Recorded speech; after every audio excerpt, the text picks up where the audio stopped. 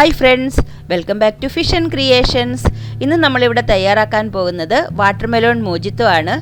വീഡിയോയിലേക്ക് കടക്കുന്നതിന് മുമ്പ് നമ്മളുടെ ചാനൽ ആദ്യമായി കാണുന്നവരാണെങ്കിൽ സബ്സ്ക്രൈബ് ചെയ്യുക. അതുപോലെ തന്നെ സബ്സ്ക്രൈബ് ബട്ടൻ്റെ അടുത്തുള്ള ബെൽ ബട്ടണും പ്രസ് ചെയ്യാൻ മറക്കല്ലേ.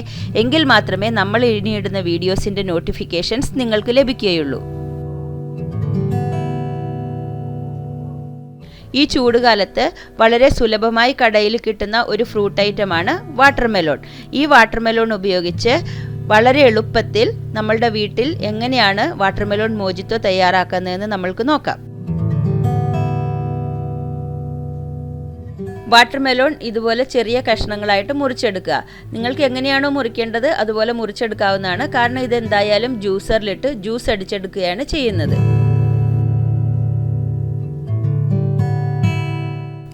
ഇതുപോലെ കട്ട് ചെയ്തെടുത്ത വാട്ടർമെലോൺ ഒരു ബൗളിലിട്ട് മാറ്റിവെക്കുക. ഇനി ഇതിൻ്റെ കൂടെ ചേർക്കേണ്ട സാധനങ്ങൾ എന്തൊക്കെയാണെന്ന് നമ്മൾക്ക് നോക്കാം.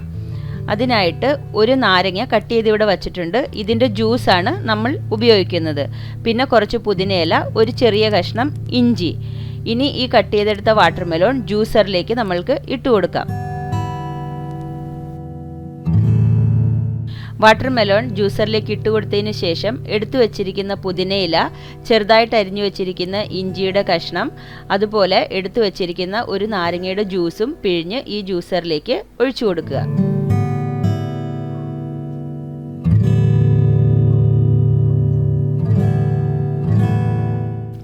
അതിനുശേഷം ഇതിനാവശ്യമായ മധുരത്തിന് 3 ടേബിൾ സ്പൂൺ പഞ്ചസാര ഞാനിതിലേക്ക് ചേർത്ത് കൊടുക്കുന്നുണ്ട്. നിങ്ങൾക്ക് എങ്ങനെയാണോ മധുരം വേണ്ടത് അതിനനുസരിച്ച് അഡ്ജസ്റ്റ് ചെയ്യാവുന്നതാണ്. ഇനി ഇതെല്ലാം കൂടി അടിച്ച് ജ്യൂസാക്കി എടുക്കുക. ഇപ്പോൾ ഇവിടെ ഇത് അടിച്ച് ജ്യൂസാക്കി എടുത്തിട്ടുണ്ട്. ഇനി ഇതൊരു അരിപ്പയിൽ ഒഴിച്ച് ഒന്ന് നല്ലവണ്ണം അരിച്ചെടുക്കുക.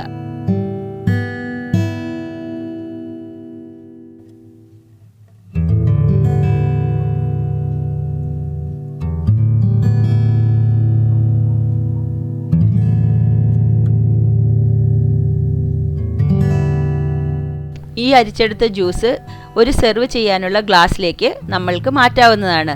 ഒരു ഗ്ലാസ്സിലേക്ക് ഈ തയ്യാറാക്കി വെച്ചിരിക്കുന്ന ജ്യൂസ് കുറച്ചൊഴിച്ചതിന് ശേഷം അതിലേക്ക് കുറച്ച് സോഡ, പിന്നെയും ജ്യൂസ്, പിന്നെയും സോഡ, അങ്ങനെയാണ് ഈ വാട്ടർമെലോൺ മോജിറ്റോ തയ്യാറാക്കേണ്ടത്.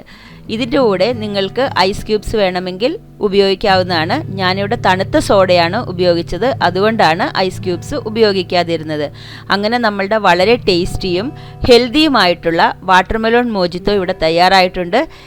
ഈ ചൂടുകാലത്ത് നിങ്ങളുടെ മനസ്സും ശരീരവും തണുപ്പിക്കുന്നതിനായി ഈ വളരെ ടേസ്റ്റി ആയിട്ടുള്ള വാട്ടർമെലോൺ മോജിറ്റോ നിങ്ങൾ തയ്യാറാക്കി എൻജോയ് ചെയ്യുക.